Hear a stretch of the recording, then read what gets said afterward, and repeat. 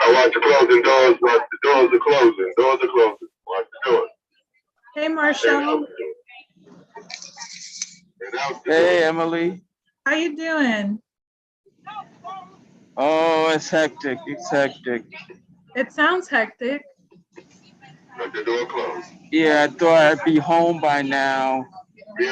I had to stop by the emergency room to see a friend of mine who had just went in, and I was in the area. So I'm on my way home now.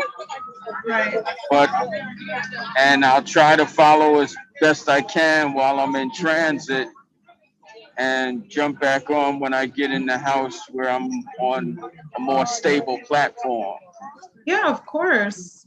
Yeah, follow along as much as you can. Hope your friend's okay. Well, we're all getting old. That's the truth, Marshall. That's the truth. Okay. Yeah, I apologize. I know the mask mandates have been lifted, but I'm not feeling it yet. Right. Yeah. I think we still have another month from what I get, virtual.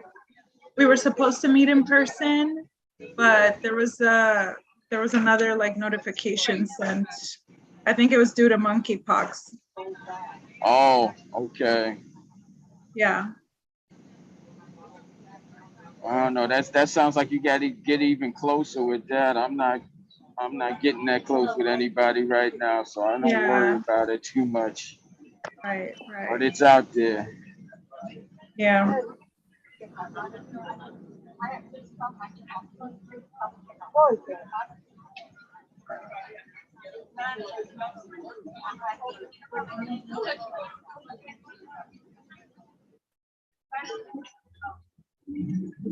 Yeah, I'm like on Fordham Road. I just passed like the Metro North Station at Webster Avenue. Okay. Let's see who our new members are tonight. I actually forgot that we have new members as well.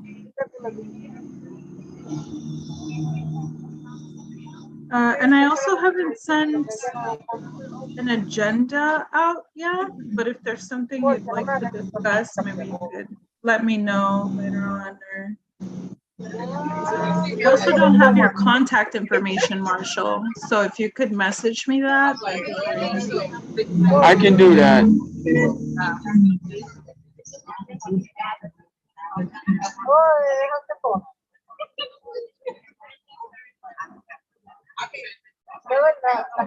Hey, Bruce, welcome. Hey, Emily. Hey, Marshall. Hey, Bruce. Have a nice summer. So far, so good as far as summer. All right. How about you, Emily? You have a good summer?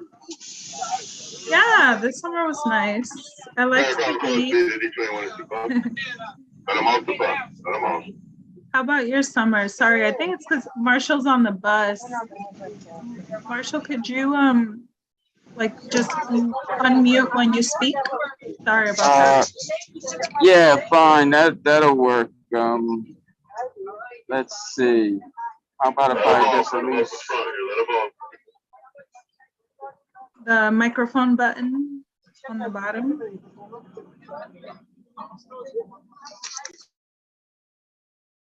Awesome. Thank you, Marshall. Yeah, because then it cuts off other people's voices. Hey, Bruce, how was your summer? Too quick. Sure was. I don't even remember the first day of summer. Yeah. Yeah. But now we're here.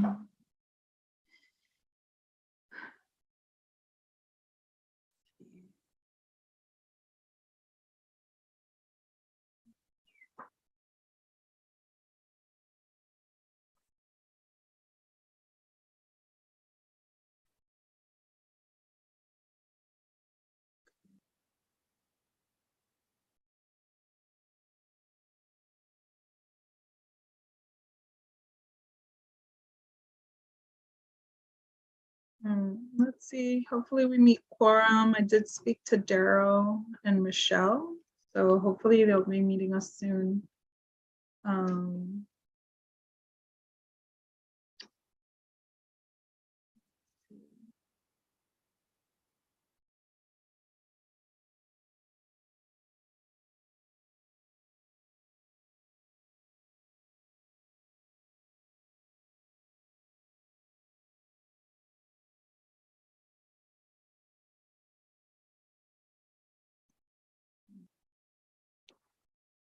Okay, I see Daryl. Welcome, Daryl.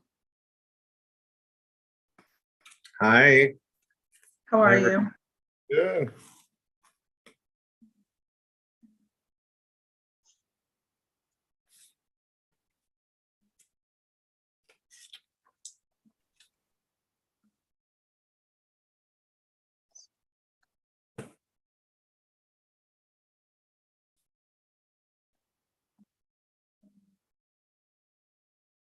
Maybe I'll send out. Am I allowed to send out text message blasts? That's what I did in my other committee. See. Not official business. It's just reminding people of official business. Yeah, exactly.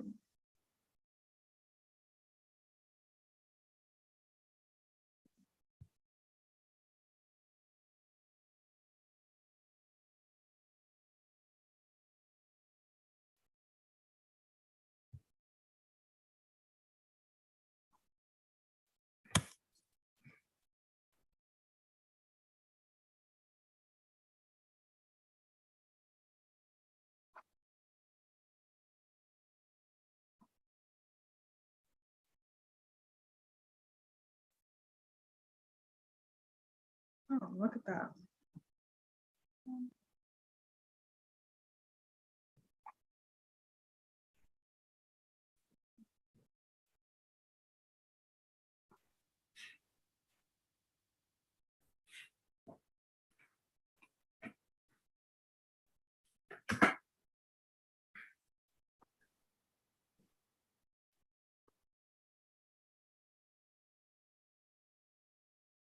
You're dedicated, Marshall.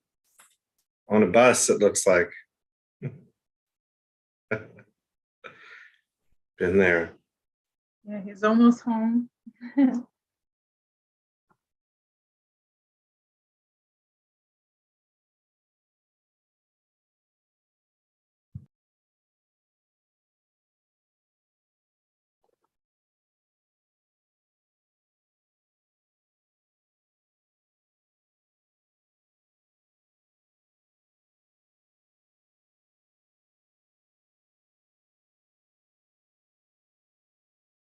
Right, so I think we need.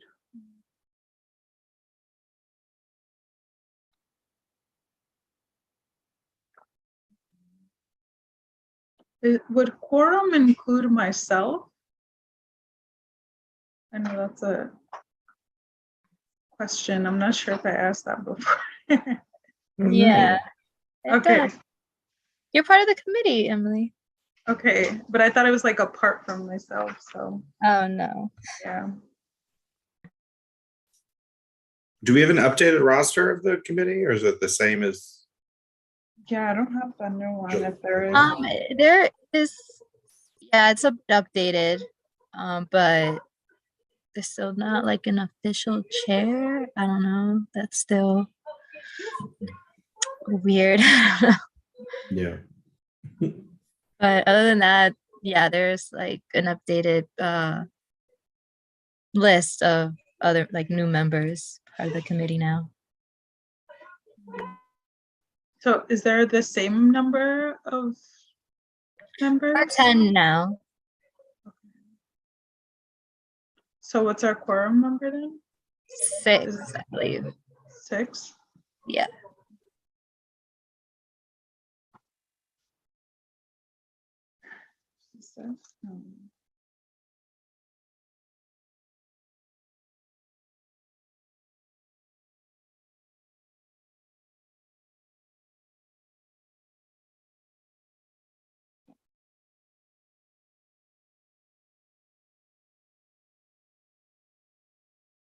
So what do we think about Queen Elizabeth passing on.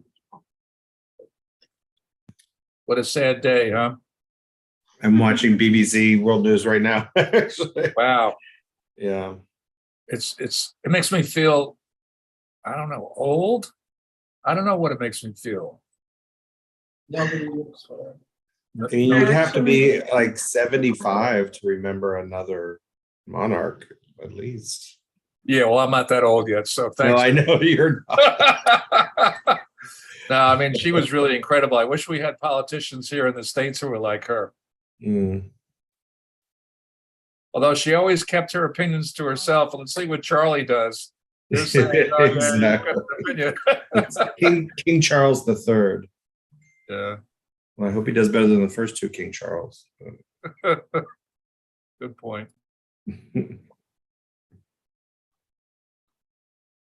Okay. Yeah, I'm not too well informed. I cut my cable off like during the pandemic, so Ah, well, you can look streaming. yeah, I see this now. Yeah. This is major. Mm-hmm. This is major. Yeah. She stayed She alive just- long enough to meet the new prime minister. That, I mean, I you know. got to give the Queen credit, man. She went out on a high note. Sure did. I think that was her 15th prime minister. Like, she started during Churchill and President Truman. Wow. Long time. Oh, boy. Oh, Michelle's here. Hey, sorry I'm late. Hey, Michelle, welcome. Hey, everyone. Hi. Hello.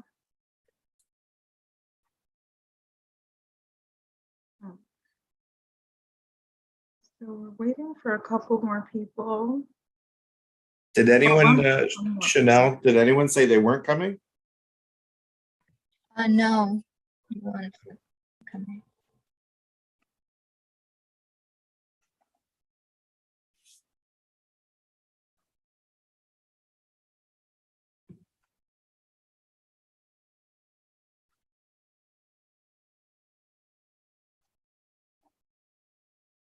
Yeah, my phone shut off, so I can't message anyone.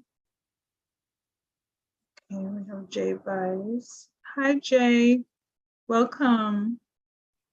Hello. Welcome, welcome to the Housing and Human Services, yes, Committee. Let me write you down here, taking notes.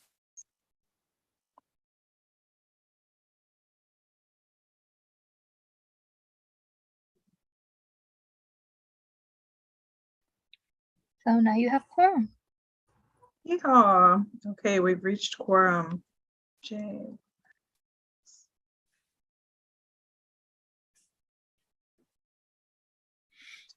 Okay, cool. So let's get started. Awesome, thank you so much, Chanel.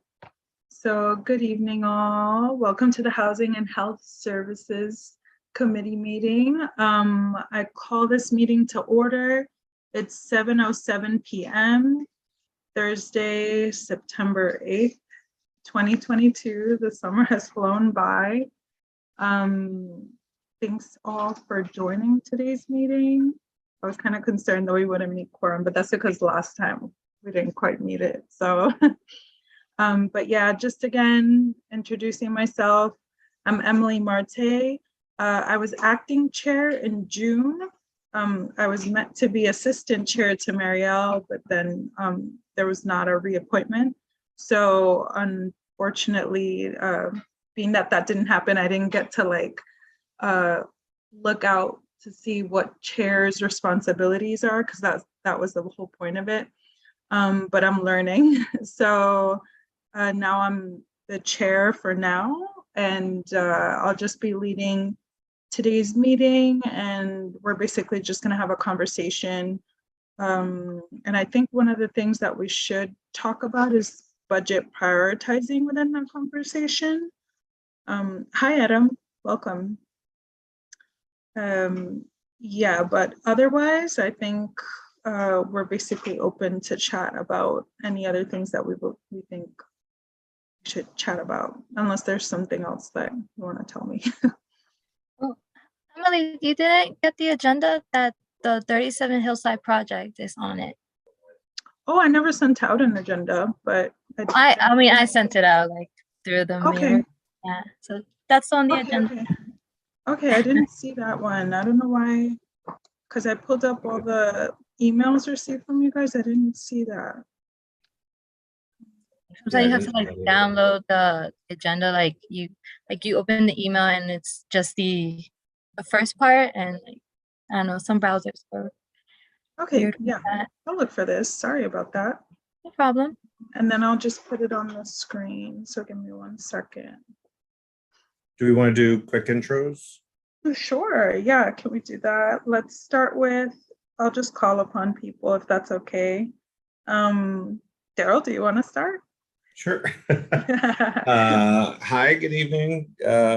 Happy fall, end of summer. My name is Daryl Cochran, and happy to be back. Welcome. And let's follow with Bruce. Hi, Bruce Robertson. I'm in downtown Washington Heights, 158th and Riverside. And I've been on this committee a couple of years now and look forward to another year of action-packed fun and games. Thank you. Nice. How about you, Jay?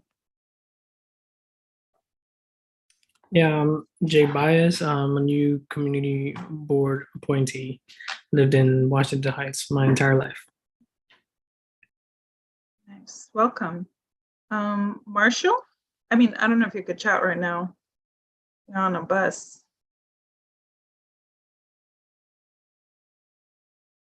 I turned off his camera. On the microphone? Oh, he's okay. I'll call you last, Marshall, if that's okay. Okay. Randall? How you doing? Randall Torre from Riseboro. How you doing? Welcome. I am not a board member, but I am here to talk about the Hillside Project. Nice. And I'm not sure if you could speak, Michelle. Yep. Hi, everyone. My name is Michelle Lee. I'm a member of Housing and Human Services. This is my second year on the committee. So yeah, excited to be back and looking forward to it. Thanks. And not sure if you could speak now, Marshall. And I see you out in the streets. Not quite yet. Okay, yeah. Okay, and I see someone else just joined, Mary Anderson. Hi, Mary. Hi, everybody. I'm a board member for several years. I'm chair of the Committee for Concerns of the Aging. And I had a question for the Housing Committee that came up in our meeting this morning. And so I've joined this committee meeting hoping that I can get an answer to the question and report back to my other folks. Sure. Thank you. Welcome. Okay.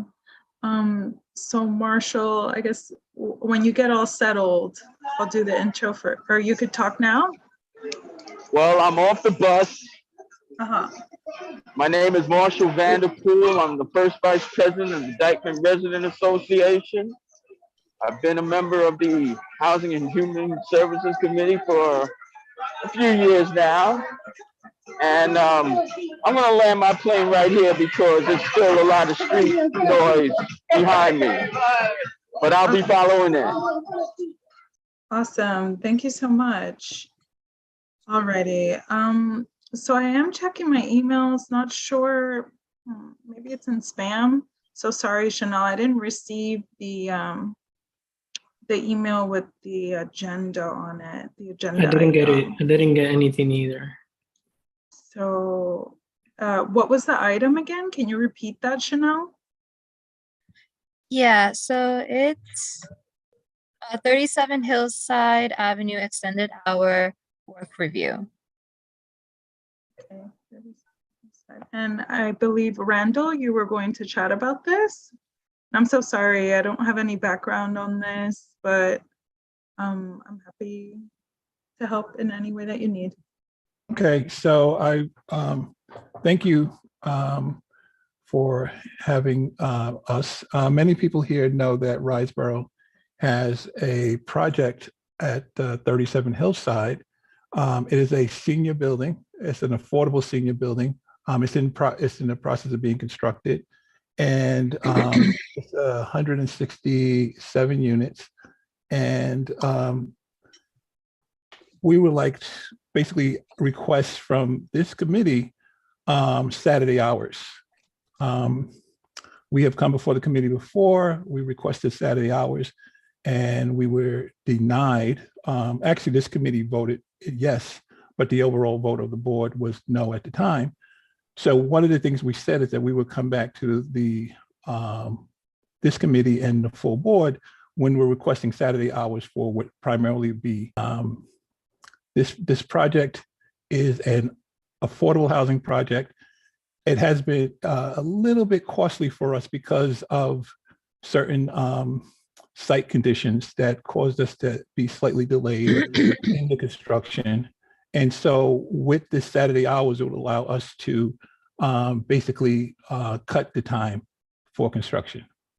And so we anticipate that if we got Saturday hours, we would be cutting construction time for about a month and a half to 2.5 months. So that's our goal, is to cut construction time, get the building up and running, and also make it less of a burden for the community as a whole, because construction, as you know, is tough on the community, and we recognize that.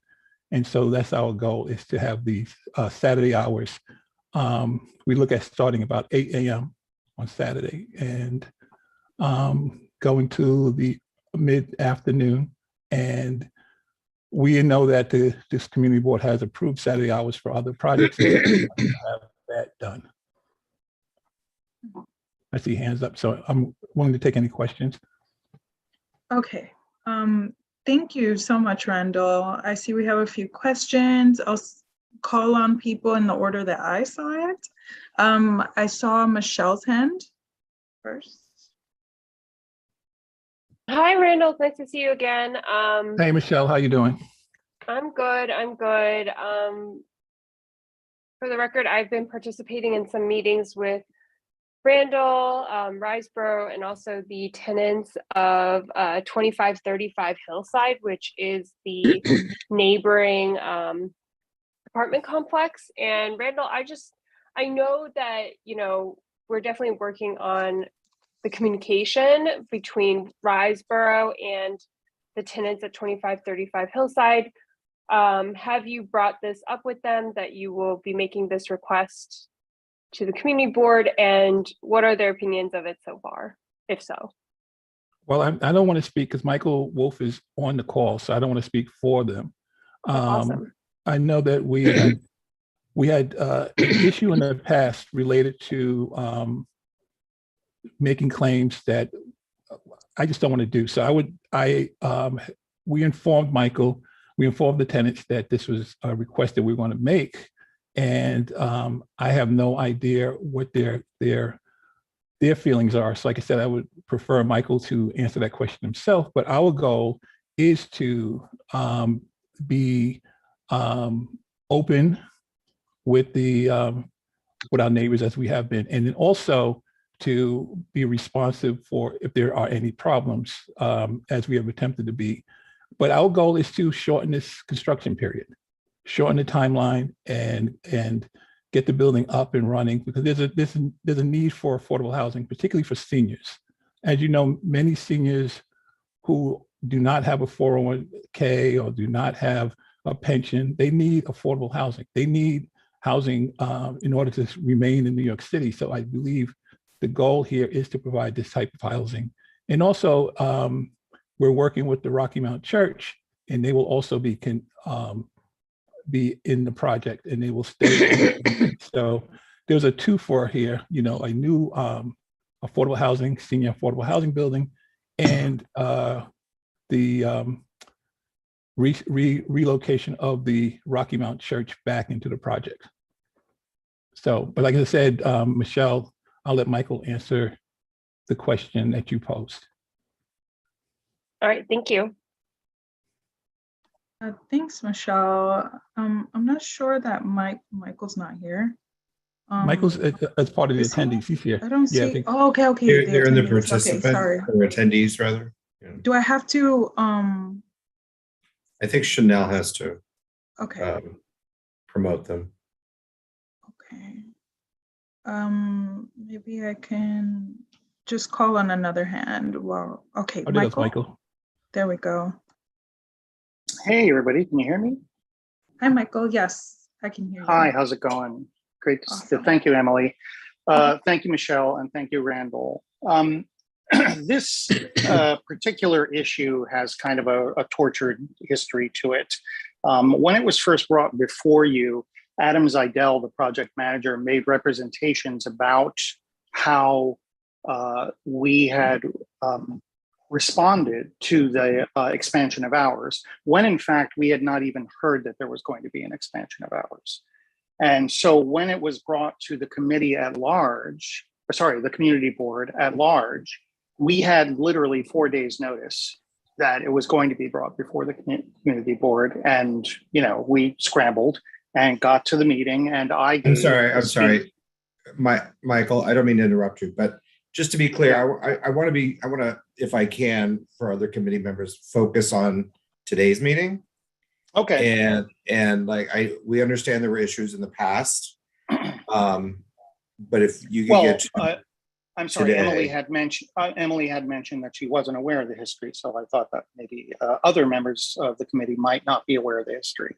I agree. In any case, I think that it does carry relevance as well. Just the chronological. I mean, I think it's fair enough just to say the committee voted to extend the hours and the full board decided not to. I mean, it's that simple. well, thanks for that, Daryl.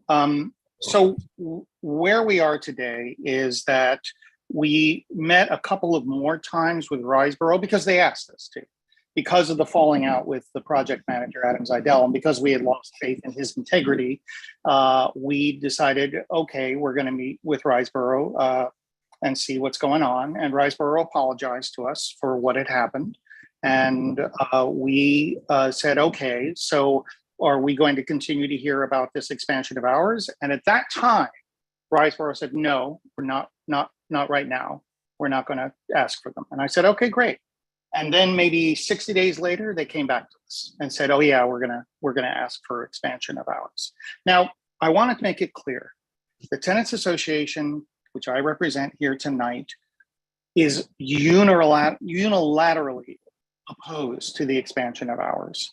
We have endured quite, a lot with the noise and the vibrations and all of it.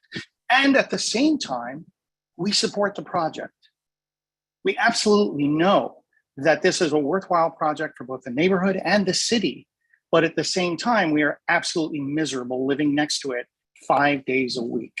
So Riseborough wants 6 days a week. We're opposed to it.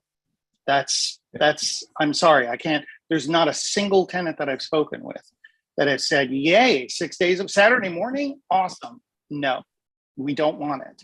And although, Randall, I know that I know from talking to you, I believe you, I believe you're being honest when you say that it will shorten the project, significantly by 1 to 2 months, you said?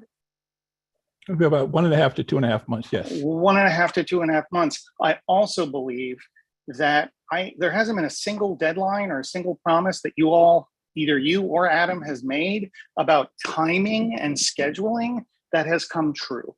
I mean, it simply hasn't been the case. You'll say 2 weeks, it'll be 4 weeks. You say 6 weeks, it'll be 12 weeks. I mean, it's just simply not there for me, the trust in your estimation of deadlines. When is the project slated to finally be completed? we're looking at it sometime in the summer. I know we have Ryan Cassidy is on, but I guess he's not a Hey, Ryan. panelist. He's not a panelist. So I'll say in the summer, Michael, but can I just say this, Michael, you're Summer of 2022? 2022, yes. Okay.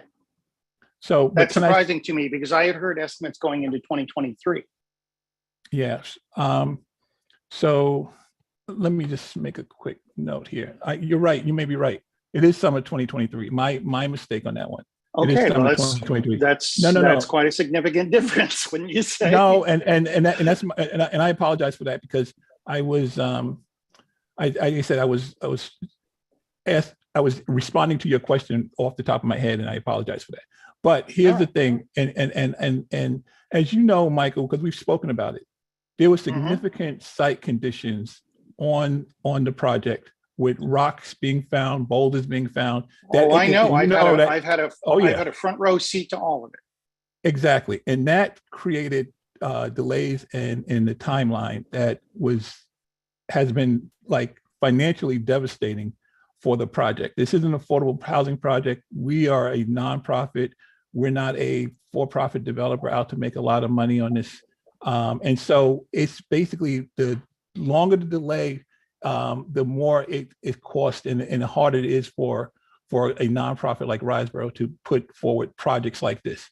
And so one of the things that can help us is to have this Saturday hours, and particularly, and we spoke about this, that if we would not do the Saturday exterior work, we would ask for Saturday hours once we get into the interior.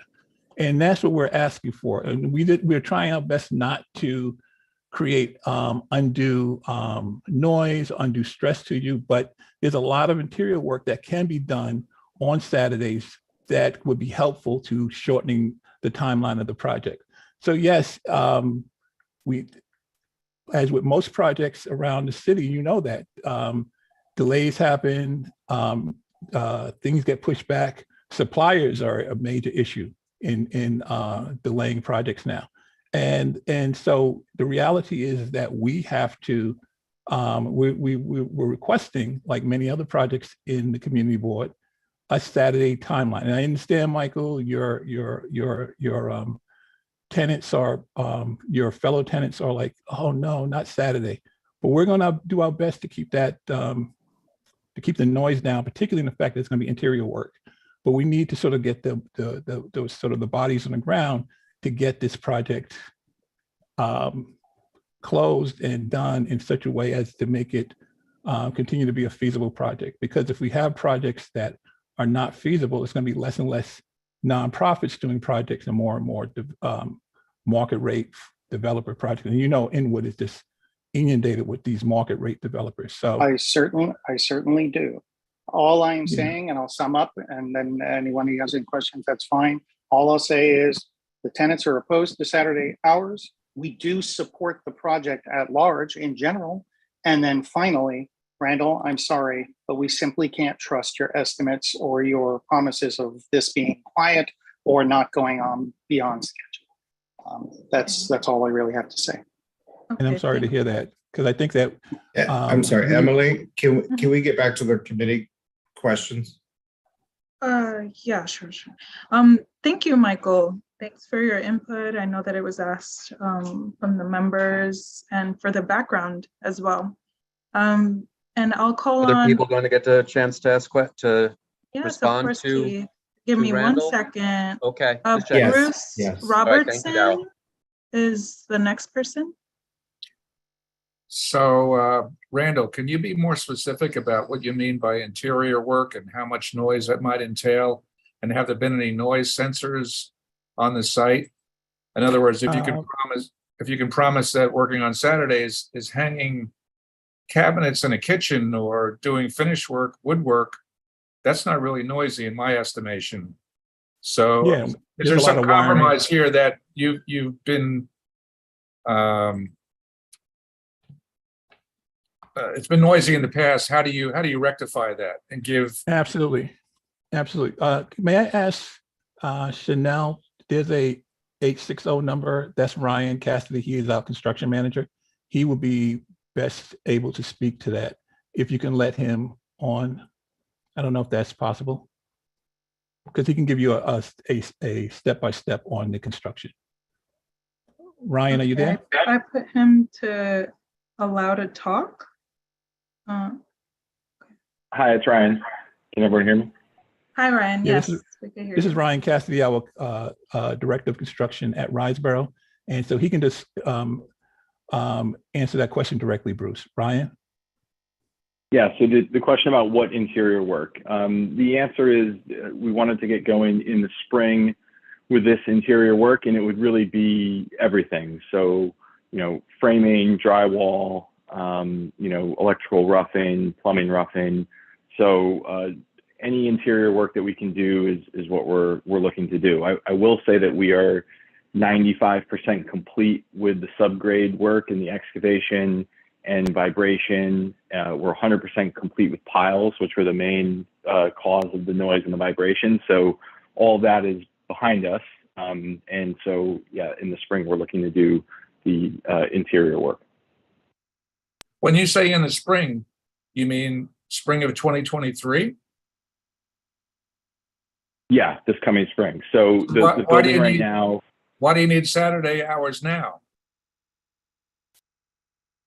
So the hours now would be, if granted, would be for makeup days on concrete or the superstructure of the building.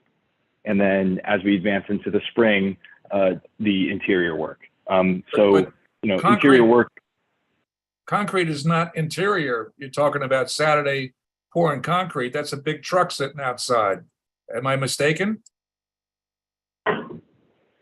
No, you're not mistaken. But the interior work that we're describing is what I said in the beginning, which is all the interior roughing and framing, and that some of it is already ongoing because we're up to the. So you're asking for. Are you asking for Saturday hours now, or Saturday hours in the spring, where you're going to be doing mostly interior work? That's a whole different, situation in my mind. Yeah, I think the request is for now, and there's already, like I said, there's already some interior work that's available because they're starting that work on like the second and third floors. But the scope of that work is going to greatly increase over time. By the spring, it's going to be, a lot of all the apartments getting underway. Right now, until the spring, it'll be more limited.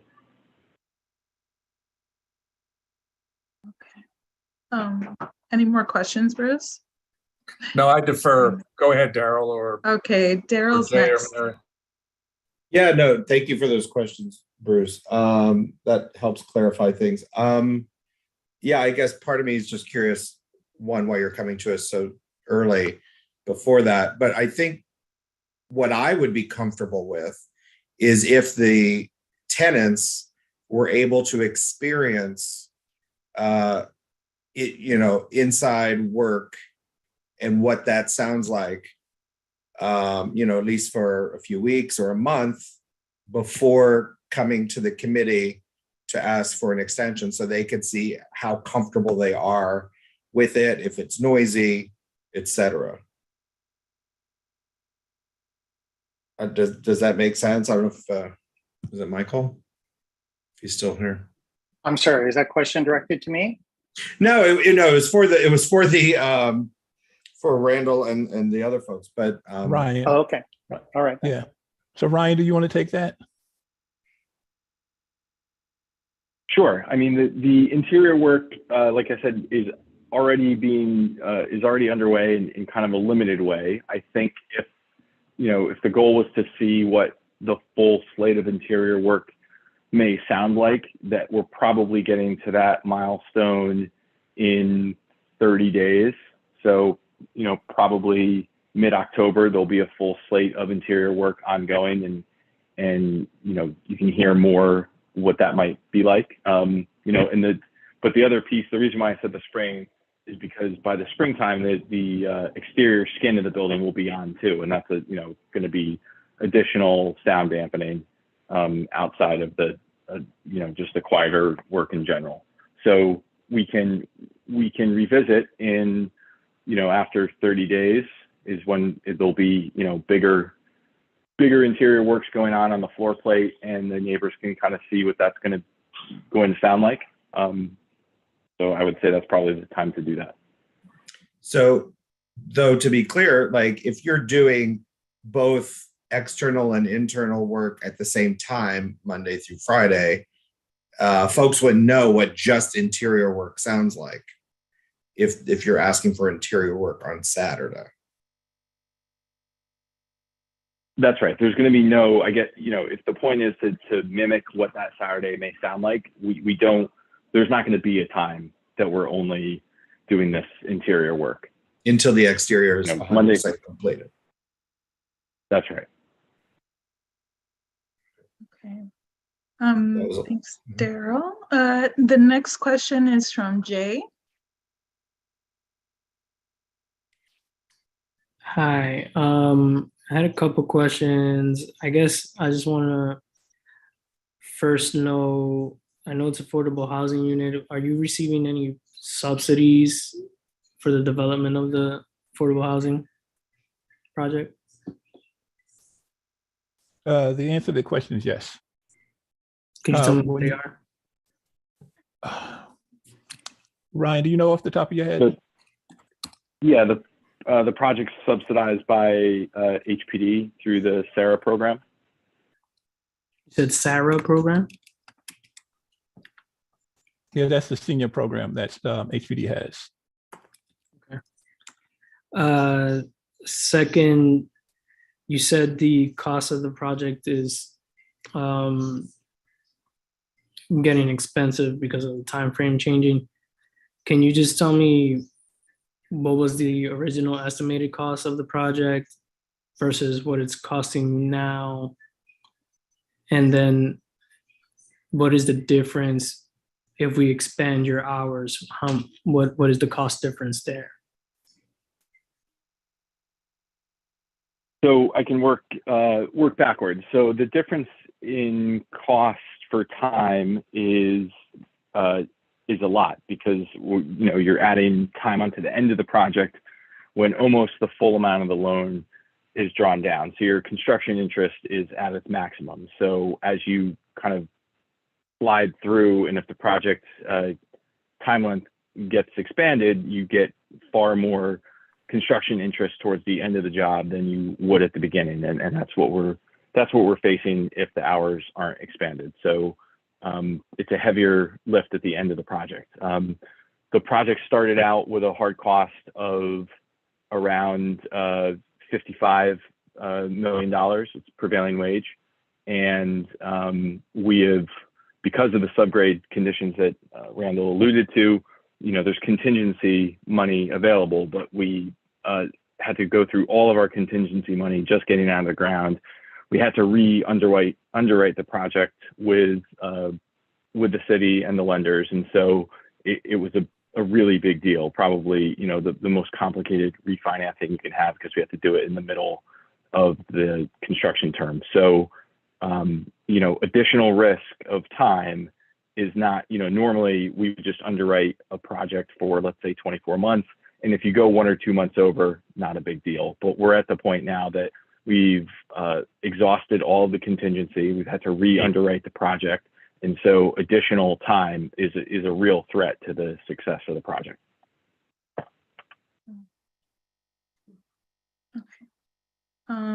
Great. Thank you, Jay. I'm sorry. That didn't. Do you have another question? Yeah, okay. I was muted up. I was just clarifying that didn't really answer the full question. I wanted to know what the difference is in cost.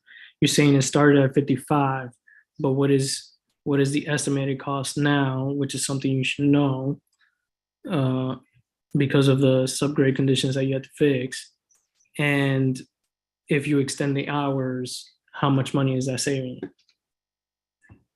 So so we went through the contingency, which is around $4.5 to $5 million. So we're over 60 now, and additional months. I mean, I don't have the calculation for what each month costs extended, but it's a $60 million construction loan with interest carrying month over month. So it's a big number.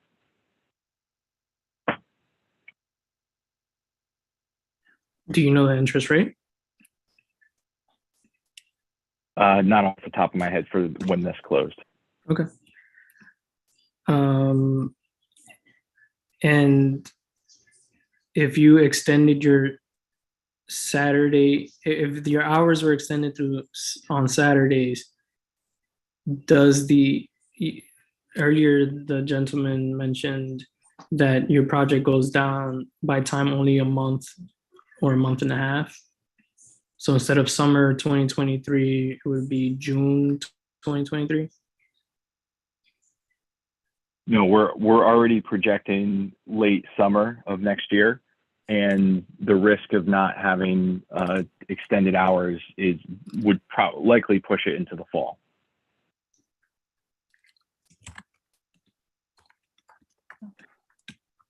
All right. Would that be it, Jay? No, sorry. Okay. I didn't get anything about that. I would have looked it up myself, but I didn't get anything in the emails for material.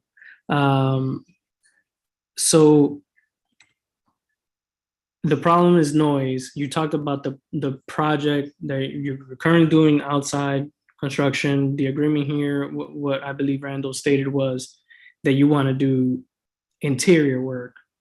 And I'm assuming, if I'm correct, Randall, you're saying interior only, not while you're doing outside construction or heavy duty type things. And if the construction manager, I don't know what, Ryan, Yeah, go ahead. So I'm glad that so a couple of things. Number one, Maria Vieira from our office, Vice President of Community Affairs, put in the Q&A, the definition of SARA. So if you go to the Q&A, you'll see the definition of SARA. I just want to make that point. So as Ryan is saying, that one of the goals we're trying to do is to cut the time of construction and do makeup days on Saturdays. So the goal is to have most of that construction on Saturday be interior. And one of the things we've been pushing is that we're looking to do a vast majority of this to be interior. But there will be some exterior, as Ryan has said, there'll be some exterior, particularly for insulation. This is a passive house project, and Ryan can explain it in detail, but passive house projects have exterior insulation that is part of what makes it a energy efficient building. And so the exterior work will be some of the installation and some, I believe, Ryan, you mentioned some additional concrete pouring. Those are the exterior work that will need to be done, but the vast majority after that will be interior. And so we are just asking for this additional time so that we can cut the timeline somewhat, because if we keep at this pace, we will be going further back, as Ryan says, into the fall of 2023, and it will cost additional funds. As Ryan explained, we started at 55, we're over 60 now. We'll probably be, with interest, we'll carry up more money. This is supposed to be an affordable housing project. It's tough to make projects affordable if you're running over or you have to deal with these type of issues. So this is what we're trying to deal with. Now, Jay, we could give you some, I have your email, so I can forward you some more information about the project to give you some more background, particularly around the financing, to let you know what's going on. But the bottom line is that we need to, in order to make this a viable project and to make other affordable projects viable, we need to have sort of the same consideration that other projects have in the district, which they have Saturday hours, and we're just looking for the same thing. And last question is, what are your current hours of operation, and what would the hours you need on Saturday be? Ryan, you can answer that. Yeah, the request for hours would be 8 to 4 on Saturday. The current hours are, as per the DOB permits, I think there's 7 to 4.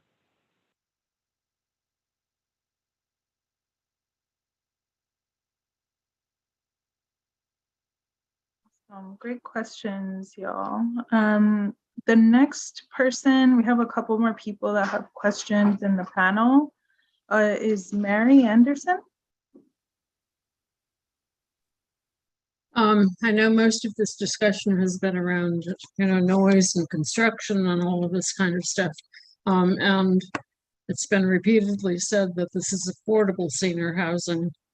I want to know if it's also accessible, affordable senior housing.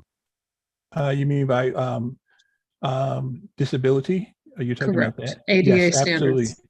Absolutely. 100%. Thank you. Great. And the last panel hand that I have here is Aisha. Hi, good evening, everyone. So first I have just some board logistic questions. So for one, I know in the previous rounds of hearing this, it was said that you approached the land use committee first, which seems apropos. And that the land use committee asked, what has the community engagement been? And then you were put on our agenda. And I specifically raised the same concern, which ultimately has pushed us to this point. Eventually, the board also voted this down. So I'm curious, have you gone back to land use since then to present this? Additionally, since we did review this and vote on it, has there been, because I know I came a little bit late, I was driving up the turnpike to get home.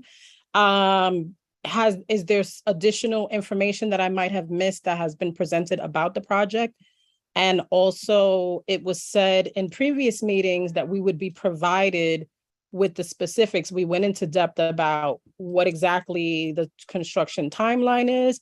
And I believe, if I recall correctly, that we were to be given a breakdown of what that would look like so that we could have an understanding of the types of construction, like not so much verbally, but on paper, so that we can share it, review it, the community, it could be a part of our record and our minutes. So I'm curious, I just searched through my email. I don't really see anything about this since March, as far as emails going forward with details about this project. So those are my questions. I was on mute for a second. So thank you for that. So the construction timeline, I was unaware of that. I have to say that. So I apologize if that was offered and not provided to this group. So we will make sure we do it. The second question related to the land use. From our understanding, there was a land use committee was on a break. I'm getting this from Maria Vieira. She is on the attendees list, and she's vice president of community affairs, and she basically, I think, reached out to the land use committee or reached out to the board and was told the land use committee was on break. So that's why we're meeting here. So the question is that I had actually did a presentation to the board at the end of June for your last committee meeting. I'm sorry, your last board meeting, which we just did an update on the project at that time. So that was our last interaction with the community board, and we explained, basically gave an overview of the project, where we were at, and so we basically let the board know that we would be coming back for this meeting to ask for extended hours.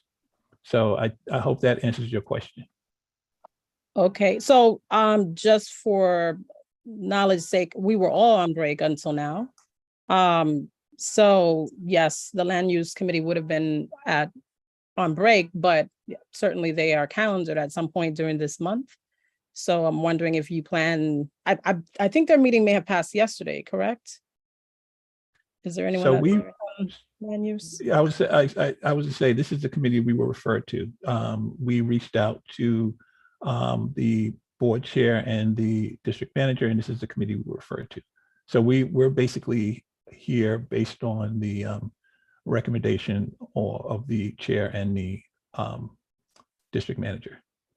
So if we were supposed to go to land use, we apologize, but we were directed to this committee. To be perfectly certain, I'm considering the community, which is really where I sit the weight of my concern is with the community that we represent.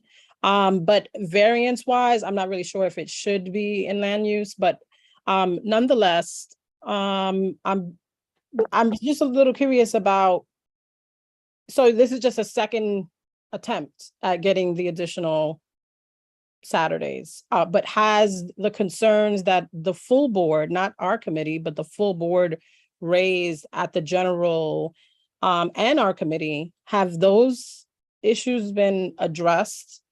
And maybe if not, if it could be addressed and documented so that by the time we haven't entertained whether there's going to be a resolution or anything like that. But if it were to create a resolution that goes forward to the full board, I would hope that we would have addressed all concerns that were previously entertained, documented. Well, one of the concerns that that was definitely looked at was to have conversations with our neighbors. And I know that we have reached out. I'm not saying that they, and Micah was very clear, they're not for this. But we have attempted to continue to reach out to them. I noticed in the chat, there was a neighbor from for Bogartis Place. And so we're basically looking to continue to have outreach, even after this meeting, continue to have outreach to our neighbors in this community. We are going to be neighbors, even once this project is built, we will continue to be neighbors. And so our goal is to continue to engage after that point. We are not, we will be the developers of this project, but we will also be the operators of the senior facility. So we are going to be here. And so we're going to continue to engage with the community board, with the neighbors, and that's our goal. So, we'll keep making an issue. Is it possible that, I'm sorry, it's possible that we can add Maria Vieira? She is from Riseboro also, and she has a couple of things she wanted to add to this conversation. Well, I'm going to land my plane, but I just want to reiterate that all the concerns, and they were not only related to the noise, and they were not only related to the community involvement, which was a big issue, but there were a list of concerns, if I remember correctly, that were raised at the general, and I think those should definitely be answered as a part of re-entertaining this at this point. Thank you. Okay, thank you very much. I can answer one of those questions. This is Mike Wolf. Sure, Michael, go ahead. Thank you, Chair. There was no community outreach. I'm so sorry. You're muted. I tried putting, sorry. No worries. Hey, this new age, all this technology, I get it. I'm a technology trainer by trade, so I get it. So there was no outreach from Riseboro and or the project manager, Coconut Properties, to us. We reached out to them before the project even really broke ground. The reason why was because I keep an eye on the permits going on around in my neighborhood, and I noticed this permit for this property, and I contacted the name on the permit, which was the project manager of Coconut Properties, Adam Zidell. And so that's how this relationship started. As far as other properties around, Randall, maybe you can speak to this. I don't know if you have reached across the street to the other hillside addresses or to the Bogartis Place folks at all. The only contact we've had is just between our tenants at 25-35, because of course we're sitting in it. I mean, it's right up against us. So if that answers your question a little bit, that's a little bit of the history involved. Okay, thank you, Michael. And I did see another question, but it was from a public member. Can I, let me ask, Keith? I'm here. Can you hear me? Yes, I can hear you. It's not so much a question. I wanted to put in my 6 cents worth, if that's all right. Sure. Okay, so I am a resident of the neighborhood for 12 years. I'm a resident of 35 Hillside Avenue. First thing I want to mention is that on June 8th, the property was fined by buildings for digging contrary to plan. There have been other noise complaints against them, but they haven't received, that I'm aware of from my complaints anyway, they haven't received violations, but I know that I spoke to an inspector on August 25th as a result of a complaint I put in about a piece of machinery that was essentially screaming, that wasn't supposed to be screaming. It was just supposed to be delivering, I think, concrete. They didn't hear it the day that they were there, but they had a conversation with the foreman apparently to deal with that issue. But this is what we live with on a regular basis. And in terms of Saturdays, things not being taken into consideration is that also there'll be 2 other projects on either end of Hillside any day now. One that's going to be at Nagel and Broadway, another one that's at the opposite end of Hillside Avenue, closer to Dykeman. This is a neighborhood that deals with major noise violence. I'm sure you guys have heard that term. It was a major issue for the last several years. And we're just now starting to get used to having some quiet days. We have a lot of people in this building and on this block who are first responders, who are teachers, who have odd hours. And we don't get a break. None of them get a break from the construction. Adding a Saturday and a Sunday would, or both, would just be horrific for us. I'm somebody that works from home. My window faces it. It's extremely difficult. Beyond that, the thing is that Daryl's idea for essentially reviewing the inside work is a great one, but Riseborough, as implied by Bruce's questions, hasn't been completely straight here. Going to Michael's point about a lack of trust and Jay's point that essentially construction doesn't happen in a vacuum, that seemed to be what a lot of his questions were going towards. If it's October and if I were them and they're getting 30 days to sort of make sure that we're okay with it, I'd have the workers focus on internal work that's at the easternmost portion of the building. So that way they're further away from 35 Hillside for a couple of weeks. But even that doesn't deal with the fact that there's large trucks coming in and out of the block starting at 8 a.m. on a Saturday.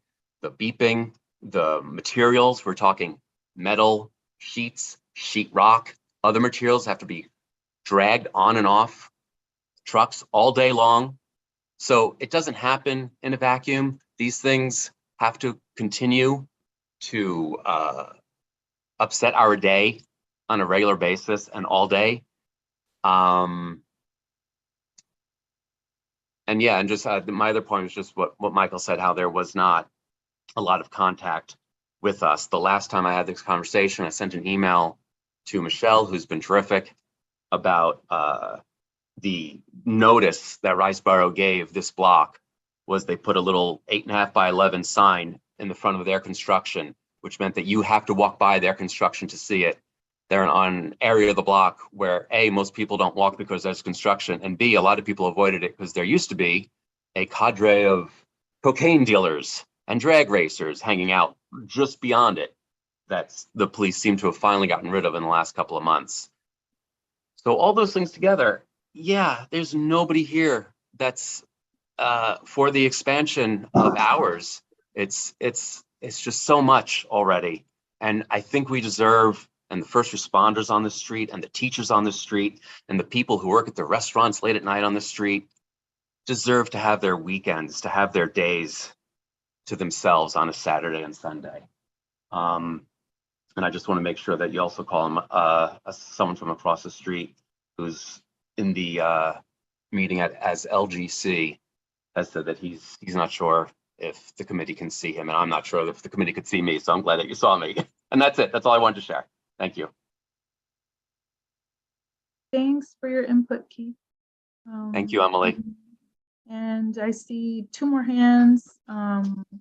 So Bruce, I believe his hand went up first. Yeah, thank you, Keith. Was I correct in hearing you say that there are construction materials being delivered on Saturday by trucks, which is not really quote unquote work, but there is activity on site on Saturday, which is already disruptive, and that's not working inside? Am I right? or wrong? No. Although now that you bring that up, there was an issue early on where, actually not early on, about, I want to say 5 to 6 months ago, where they were bringing in materials starting at, let's see, their construction hours during the weekday start at 7 a.m. if I recall. Yeah, at 7 a.m. So they were bringing in materials and people on the block were hearing the trucks at 6 a.m. They were trying to get started before the legal hours, and I believe they got in trouble for that. I don't know if it was a fine or if they just got a talking to, but it required interference by an agency to tell them to quit it. But no, there hasn't been Saturday. What I'm saying is, if there is Saturday construction, that also means that this is allowing for that to happen from let's just say 8 a.m. to 4 p.m. of trucks moving in and out and materials moving on and off trucks. It's not possible that it just happens inside. Things have to be moved in. They have to get their materials. And again, this doesn't happen in a vacuum. It's not possible to not hear construction. It's construction. These are not midtown buildings with 40 stories and giant footprints where we're far away from the construction at any time. We are literally, it's right outside our windows all day. So yeah, to add this, like I said, it's extremely difficult, especially in an area where we have people who keep odd hours culturally and for work, and we have people who work from home, like myself, who are just trying to have a nice weekend, and we deserve to have our weekends. It's not our fault that the construction missed its due date. It's not our fault that we shouldn't be penalized because of standard building practices that they can't meet. They need to expand their hours. We shouldn't have further disturbances to our lives because Riseboro got caught between deadlines and budget problems. That should have been baked into their project planning from the beginning, like most companies do. Thanks, Keith. And thank you, Bruce. Thank you, Emily. And so we're at 8 p.m., just keeping time. I know that there's a couple more questions, so if you could keep it short, that would be great. I mean, I know that the answers would be long. Sorry for not keeping it short. Sorry, Emily, this is Randall once again. Mm-hmm. Is it possible that Maria Vieira, who is with Riseboro, can she be brought on to speak? She's been having her hand raised and she wants to say something. Oh, sure. I didn't see this. Yes. Okay. Maria Vieira. There you go. Okay, go ahead, Maria. You should be on, Maria. Maria, not sure if you're speaking. I did see you take off your audio, but I don't hear you. Can you hear me now? Now I can. Yes. Wonderful. I'm sorry. I've been trying to speak for a minute, but I guess it's difficult. You weren't able to see it. I'm having technical issues, of course. So I hear you and I understand what has been said. It is not the tenants, it's not the residents' fault. But the truth of the fact with the delay in this construction is because the materials have not been coming in a timely fashion, as well as many other difficulties and challenges that we've had, just like no one anticipated having a pandemic that is causing the delay in the delivery and the access to the materials that are needed. You were fined for going off plan. That's not the same thing. Sorry, Keith, let's hear her out. All right, sorry. Okay. So what I did want to say is that I understand and I hear all of the concerns, but yes, it would be great to not have to endure construction on a weekend. But what we're saying is that if, and I hear Michael, that with construction, you can't really anticipate or don't know what the timelines will be. You can have an estimated timeline, but because of challenges in all construction, you just can't give a firm date. And what I am saying is that without the extended hours on Saturdays, if the project is going to be prolonged, then it will be prolonged even further. So if having the workers there and the equipment there from Monday to Friday, let's say, for instance, for the next, until the end of the spring, if there's going to be an extension until summer, without the Saturday hours, you will have to endure it until summer, where with the Saturday hours, there's much more of a potential for it ending on time. So it just alleviates the burden on the residents more. This is what, and we hear you and we understand you. And it's not that we've not been in the same position ourselves, but this is why we're saying the Saturday hours can alleviate the burden by shortening the timeline. Therefore, you do not have to endure the construction around you for another whatever months this project will be completed. That is all that I have to say. Maria, we're not stupid. We understand how the math works. I'm sorry, haven't said that you're rather have our stupid. this is for the weekends. board. Sorry. We'd rather have our weekends. We have two more questions, Keith, and then maybe, All right. I believe we have to vote on this, right? Do we have to vote on this again, or like why was it brought back? We can We can discuss. discuss. Yeah, that was, Okay. so I'll wait for you to recognize me. I'm sorry. Oh, yeah, Aisha, go ahead. So for one, I definitely want to speak to what Keith said. I live south of the Vagilos building that Columbia University built just in recent years, and endured what Keith references in regards to those hours that are slated. That is not the only time that you will experience noise, because you will experience people arriving to work, trucks arriving to work, right?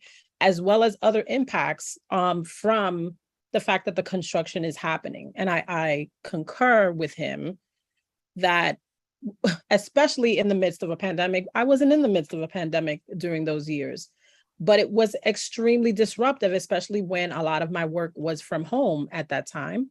And now many people are working from home. And as I said in previous meetings, to give them the relief of their own weekend is fair.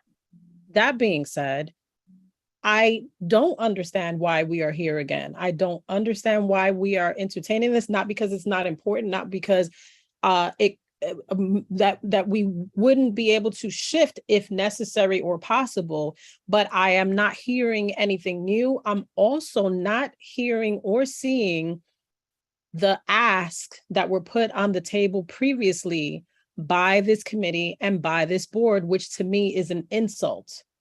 It rings of, well, we're just going to go ask again. Instead of being responsive and professional to what has been stated, entire meetings being held and the board in session stating that these are the concerns, and you come here with nothing but verbal statements that have already been made. We are not looking at timelines. We're not looking at diagrams. We're not getting the breakdown of all of the things that we entertained previously. And I really don't understand why. And so, yes, to Emily's question, why are we here again? I'm confused. Okay, thanks, Aisha. And we have Daryl and Jay. So, 808, but at the same time. And mine's not so much a question, thank you.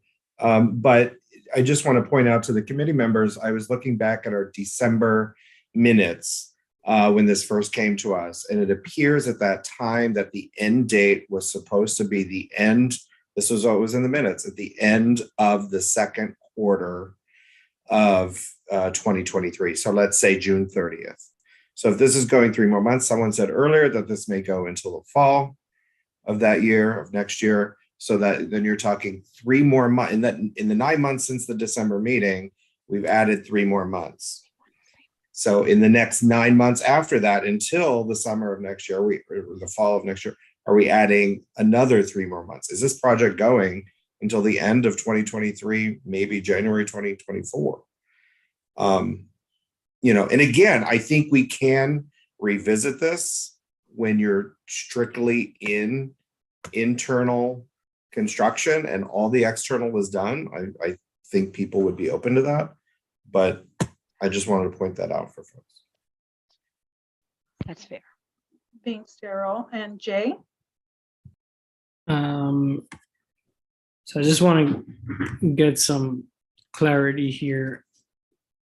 If you were to get, I don't have an agenda in me, I don't know what I'm voting on, so I'm just going based on what is being told you. If your request right now is to get extended hours from 8 a.m. to 4 p.m. on a Saturday to do only interior work, is that the exact request that I'm hearing? Let me be clear. The bulk of the work will be interior. That's not the exact request. I don't want to be clear.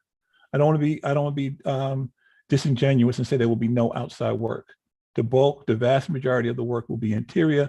There will be some outside work. As Ryan mentioned earlier, there's potential for some concrete pouring, and there is also potential for the insulation, the exterior insulation. Those are some of the things that could potentially be done. So what happens is I don't want to have it be that we have to do the exterior insulation, which we can't do until the building is completely up. And then we start to say we have to do some of that on a Saturday. And then I don't want the entire community said, you guys lied to us because you're doing insulation on the outside of the building. And okay, so I'd like to make a motion, in all due respect, I'd like to make a motion that this. I'm sorry, I wasn't done asking my questions. May I please have Sure, Jay. So Jay, you could finish up, and then Aisha, you could make that motion if you'd like. Okay. So can you just tell me, does the insulation require heavy machinery work that makes large amount of noises? The answer to the question is no, but the answer to the question is no. It's nothing close to drilling, nothing close to hammering. No. The insulation will be, I don't know if you've ever seen a passive house building done, but it's a insulation foam that is basically poured on the outside of the building. And lastly, for the interior work, the work that needs to be done inside, where there will be any heavy machinery use that makes noise as loud as drilling or hammering concrete or metal? That once again, I will say no, but I would hate to say definitively no. As Ryan expressed earlier, he sort of went through the whole, there'll be wiring, there'll be sheetrock, there'll be all of these different things, but there may be something may get drilled, something may get hammered. And I would hate for then to say, oh, you guys said it would be never any drilling or hammering. And so I don't want to say 100% no, but the vast majority of interior work in any building is not very loud. And last thing I would say, I understand the tenants and how they feel, but I understand the nonprofit and how they feel. And nonprofit, it's not a profit motive to create affordable housing in a district that badly needs it. I would just say, to me, the hours of operation, it's not like they're going past bedtime, past midnight, 3 o'clock in the morning. And if what I'm hearing based on the work that needs to be provided and based on my experience of doing apartment construction, that there won't be any heavy machinery involved, I personally don't believe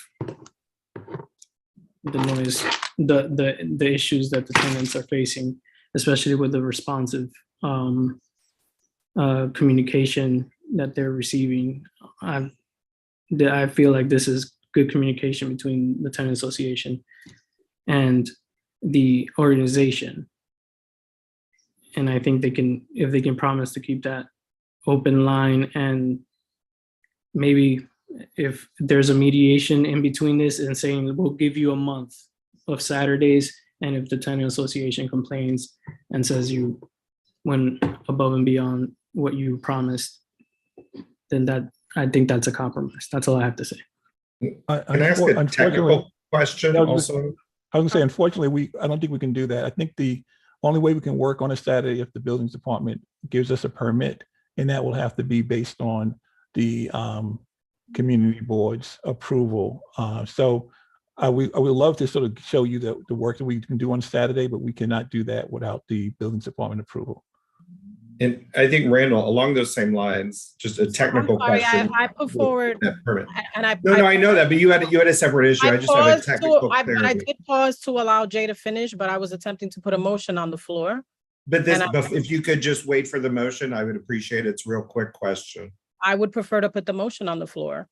So my question is just I'm really sorry, for according to Randall procedure, about the timing. according to procedure. Aisha, here you go with your same tactics that you always do. This is not a tactic. This is about respecting the procedure. No, well, Carol and Aisha, you know nothing about respecting. This is about respecting the procedures, Daryl. And if you'd like that's a first for you. Of you interrupting me, putting a motion on the floor, I can do that. Okay, guys. So Aisha went first. I'm so sorry.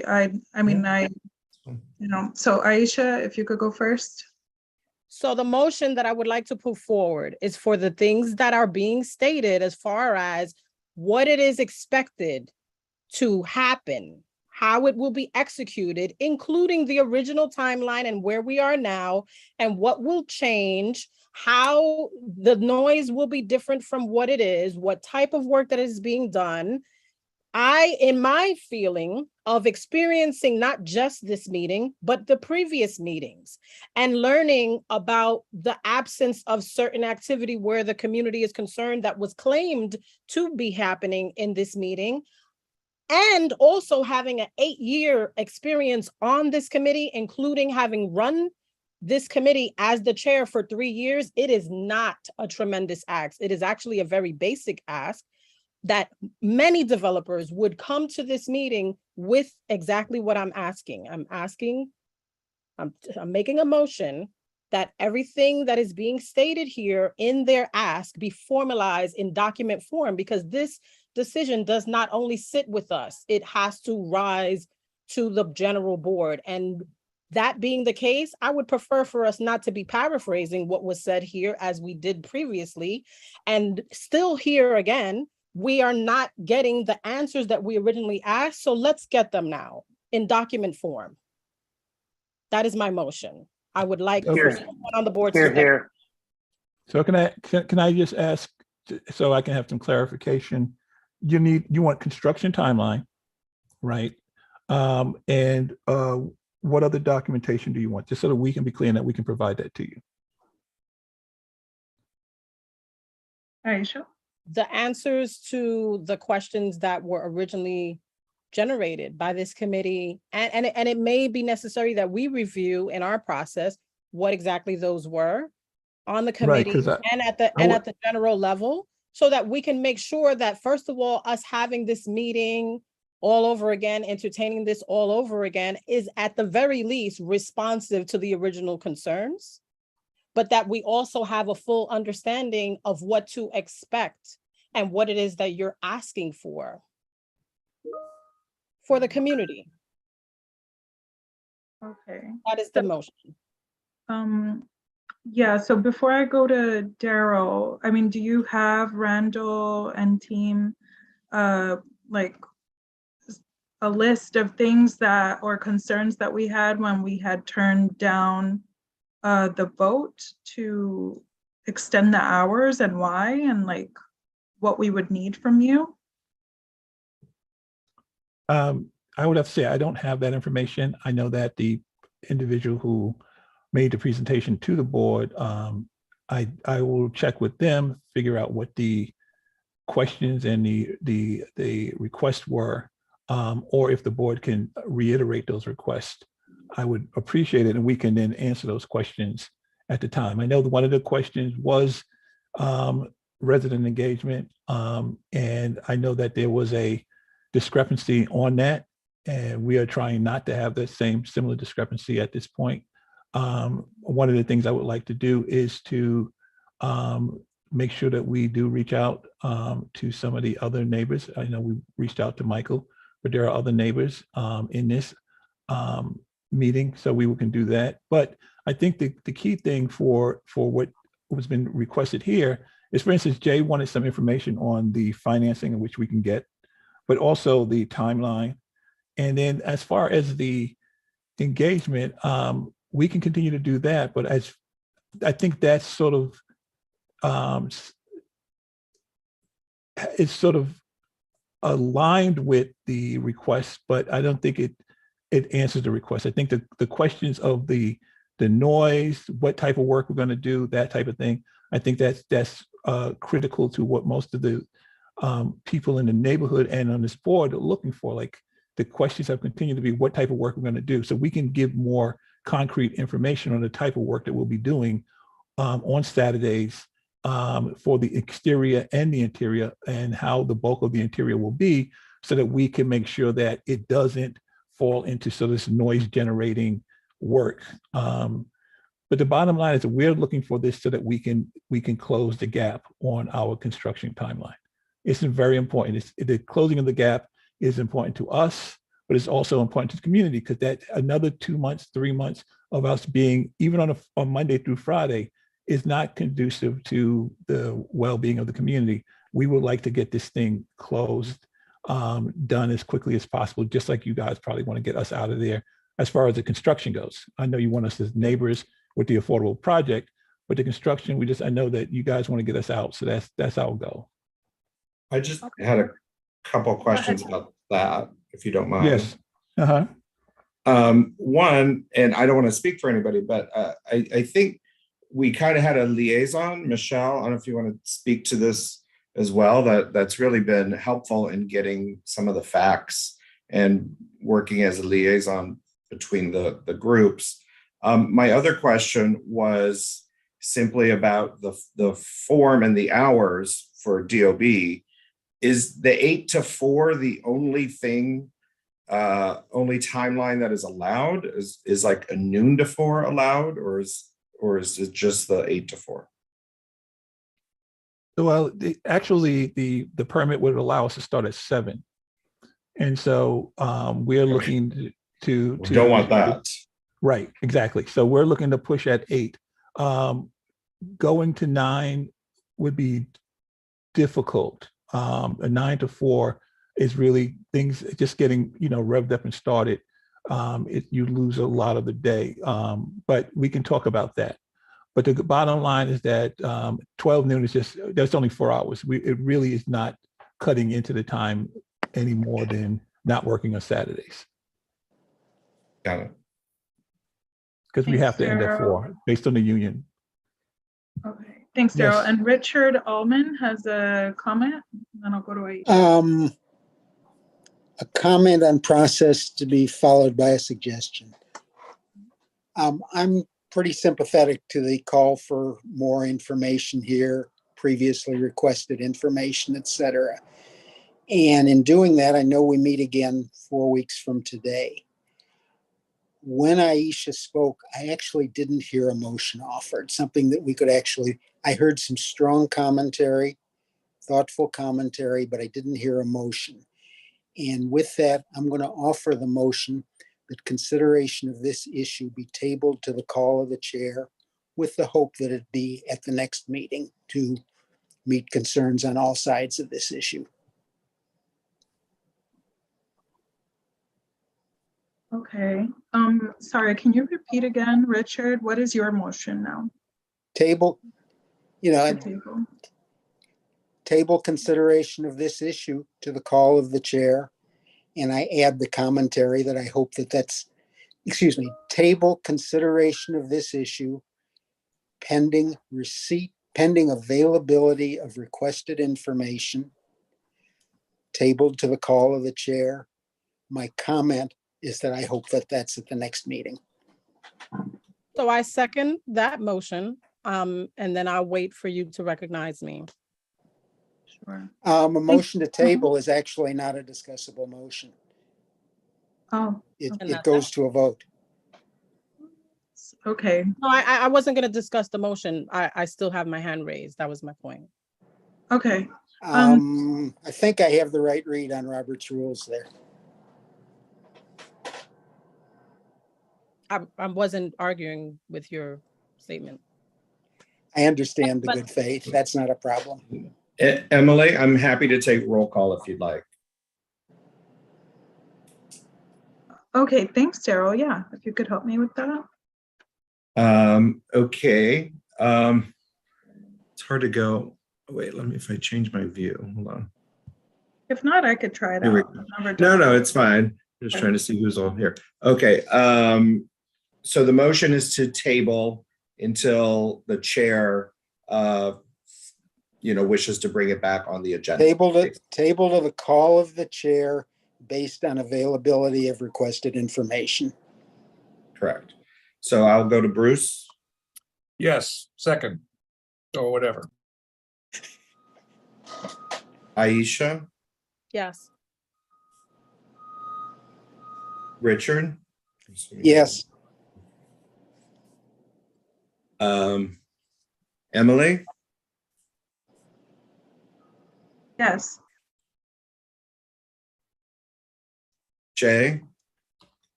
Yes. Marshall, Yes.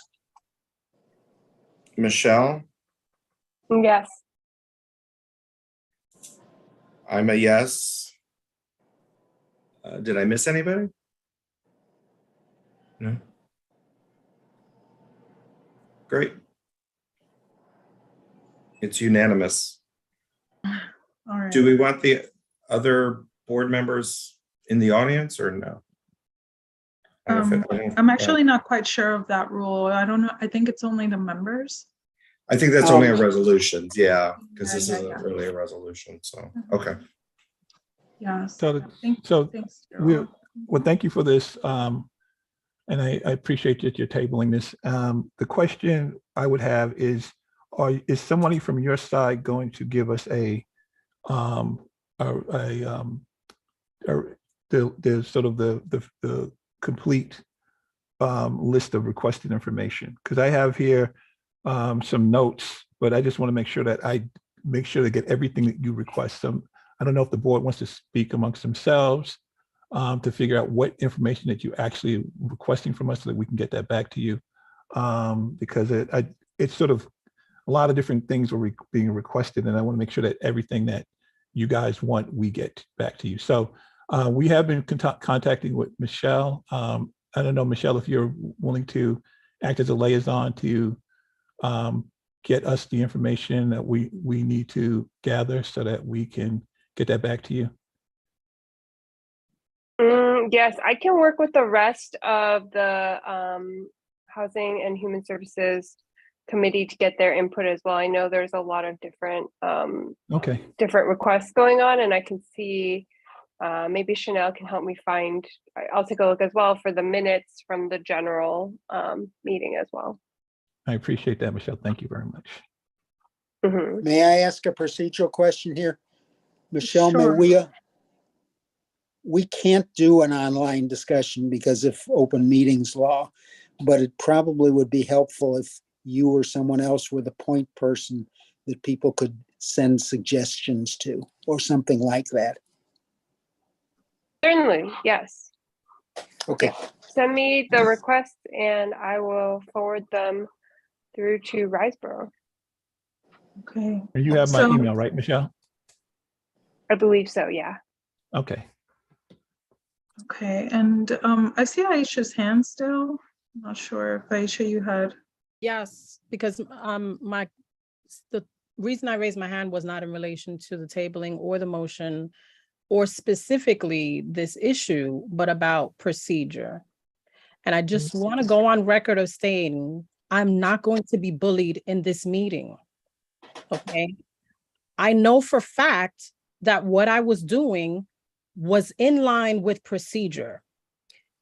You insisting, Daryl, that because you want to speak at the moment that you want to speak, and that I have stated, I have already begun what is the mechanics of the procedure that we live within in this board, that I am being disrespectful and not you, makes this an antagonistic environment. And it is unfair. And in fact, I intended, when I was reviewing in my mind what to say, to make a proposition to table this action, including the fact that the things that were spoken about in the general, when the board voted it down, should be a part of the ask, as well as the things that were stated by the developer in this meeting should be formalized as other developers and other entities have in past meetings in this very committee, so that we can visibly and be able to read what their claims and their asks are. But once you are being antagonized, then your train of thought gets lost. And I don't want to experience that again. And so I hope that it's the last time. Thank you. I appreciate your comment. And I'll just say it felt like you were trying to cut off further questions when there were questions. Well, feelings are not facts. And also, Aisha, I'm talking. I will not be bullied either. All right, let's try and keep like a neutral attitude here in the meeting, although I definitely understand. And I know that Aisha, she did make a move that was similar to Richard's. Richard's was more technical, and yeah, it's true. There may have been more questions. So it was just like a quick act, but it's okay. Ruffle of the feathers. We're good now. So, okay. So I just wanted to just summarize the motion or the ask that we have for Riceboro. The things that I have been hearing or stated in this meeting is for a construction timeline. We asked for financing details, like the price difference, how much it currently costs, was costing, like delays and everything included, because we're basically asking you guys for transparency, that concrete information that you were talking about of what will be worked on in the upcoming months, and also addressing the initial concerns that were said when it was turned down in the general meeting. You also mentioned resident engagement and other neighbors.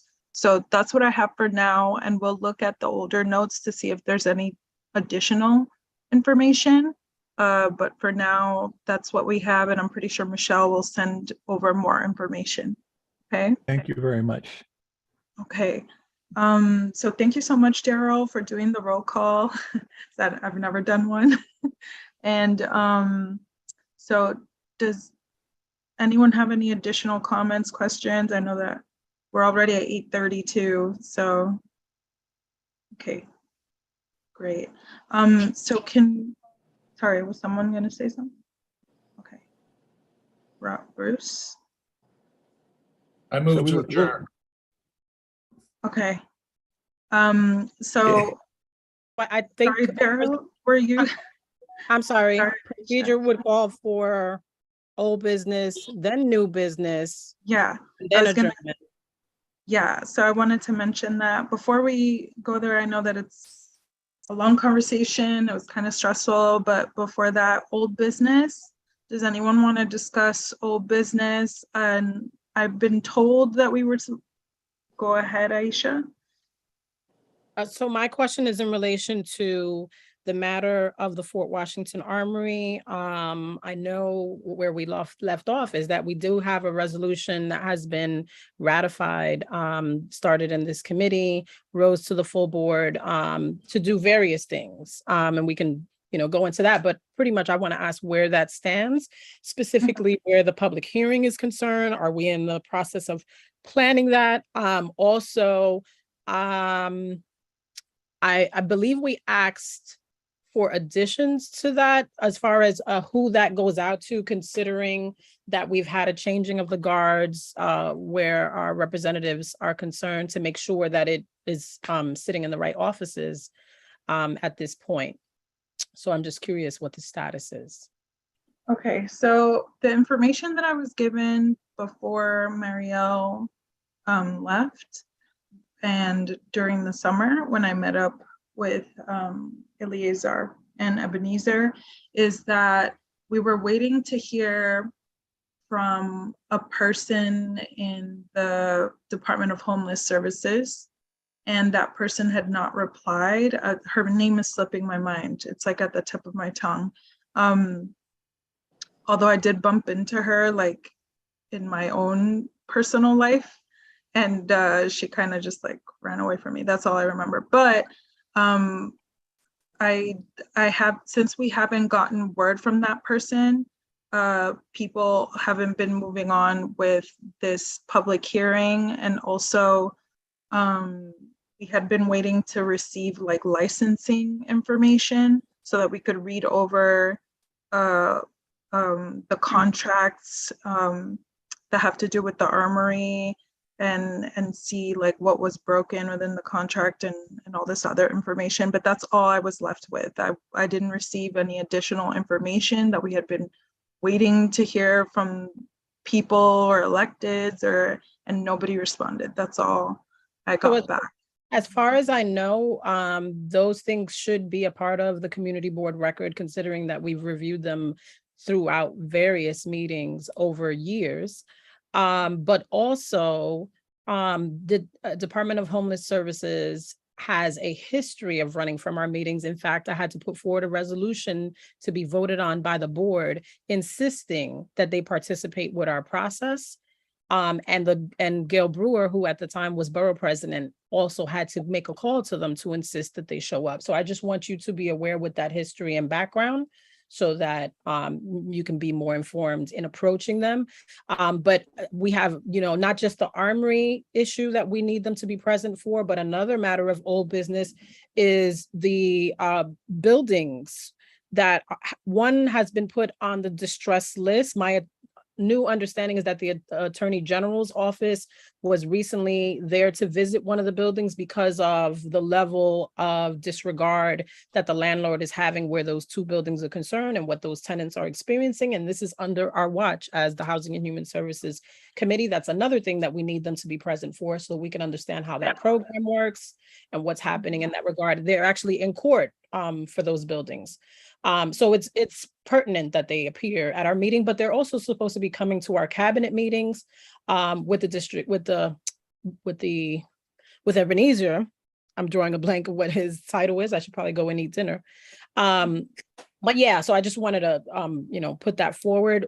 I'm not sure what kind of pressure we need to put. Our chair may be of assistance in that, in making sure that they get here, but they need to. So if anybody else has responses to that, there's other old business that I also want to speak to. If not. Daryl has his hand up. Yeah, just a couple things from what you mentioned. In district manager is his title, but Yes. I wonder if we can get a record, because I don't think the district service cabinet meetings are online. Can we get the minutes to see if Department of Homeless Services was there at any of the meetings in the past year? I think that would be helpful. And as far as the elected officials go with the armory, my understanding is that they were, like Carmen's new office was informed, but Ebenezer would know that as well. Yeah. I can ask Ebenezer and Eleazar again. I just know that when I did speak to them over the summer, that they were just like, they kept insisting that they were missing out on this document that would ensure like what the rules are or what licensing the Armory Foundation had signed up for. And so I do have some reading to do. And I'm looking through all the old emails that I have, because Marielle sent a slew of emails. So yeah. Michelle, did you have a comment? Oh, sorry, I forgot to mute myself. Okay, sure. And anything else, Aisha? So in all due respect, those are tactics, in my opinion. And just in case that you weren't aware, this is a matter that I have personally pushed for probably about the 8 years that I've been here. So I also have background in history and emails, lots of emails in regards to what has transpired. And in fact, I helped to coordinate the foiling of most of the documents that you will probably come across in this process. So Okay. we should So definitely. maybe we could meet up so that we could talk about it, and then I won't be learning about it only during meetings. Yes. And then we could just like actually take an action on this if it's been 8 years. Yes. Yes. Okay, so yeah, so the Armory Foundation is definitely on the radar. And you mentioned something about building, so I'm going to ask you about that. And also from old business, I'm so sorry to elongate things, but one of the things that was on the list of prioritizations that Marielle sent to me was about a resource directory and resource fair. So for the resource directory, and I know that Aisha probably has some input on that, because I did want to hear from you guys on like what exactly you wanted, because that's the one issue that I got a little bit more headway on. And several other people from other organizations have been asking if Community Board 12 can have like a better resource directory, because it's just one PDF that is not updated. So they would rather have something more like accessible and easy, and that's why I spoke to I think I spoke to the district manager of Community Board 11 and a few other people about certain software. So I'm not sure if anyone has any commentary on that, but then I could just like look into it a little bit more. But right now I am trying to push for that, because I've gotten from several people that feedback that we need better resource directory for Community Board 12, but then all around, like something that connects all the community boards, which is a bigger project, honestly. But yeah. Go ahead, Bruce. Yeah, the Manhattan Borough President's Office put us on hold about that. So we need to check in with them and see what's going on. They like the idea. That was back in June. Nothing's happened since then that I know of, but we need to kind of take the lead on this, I think, and see if Sure. President Levine wants to do anything. Right. So it does seem like it's a bigger project. It's not just our community board. So I don't know if maybe we should lead on and like do our own thing first, or we should just keep pushing for the Manhattan Borough President's office to do something larger scale among all the community boards, so that we could all have like one standardized union resource directory. And not just do like a whole system that's opt in, opt out if you have the money or not, or capacity, you know? Okay. If I may. Yeah. Oh, sorry. I just wanted to, first of all, parse out the two different aspects of this. One is that we've already had an existing PDF that lives within CB12 on our website. And if I remember correctly, this committee agreed that we should both update that with our specific community resources specific to our community, by submitting and gathering what exists and, gathering from existing organizations or whatever, so that we can have, that be an updated document. I forget what year it was last updated, but that was part of the concern. But that's separate from one of the resolution that rose out of committee to propose that a robust database website be developed that actually could encompass all community boards, but that would raise the visibility of resources, allow community members to self-navigate, to be able to figure out what applies to them in their catchment area for their demographic, to have an understanding of all the resources that we have in New York City. I was able to have a personal conversation with the Chief Technology Officer of New York City, who was with the mayor's office, because I am on the tech board that represents Inwood and Washington Heights in that regard. And they held a meeting just a few weeks ago downtown at Microsoft offices. And I mentioned to him that our committee had voted on this resolution and that it rose to be ratified by the full board, and that clearly his office would have been one of the important entities or, representatives of our government to be informed of that, being that it is technology based. So I'm not really sure. That was one of my questions in regards to when I spoke to Emily, is if that resolution did go out to his office, because, and it's like, not to step on toes, definitely we want the borough president to continue moving forward with whatever they can potentially do, but ultimately, I would think the CTO's office, it has the capacity at the end of the day to execute on that vision. So he was very interested in that. And there's a plan to have a future conversation with him, but I definitely wanted to speak to my fellow committee members first before doing so. Okay. So there's a lot that I wasn't filled in on. Daryl, sorry, did you have a comment about that before I said anything? That's okay. Just real quick. I looked at our website and apparently our resource page was updated in March of this year. I don't know the extent to which it was.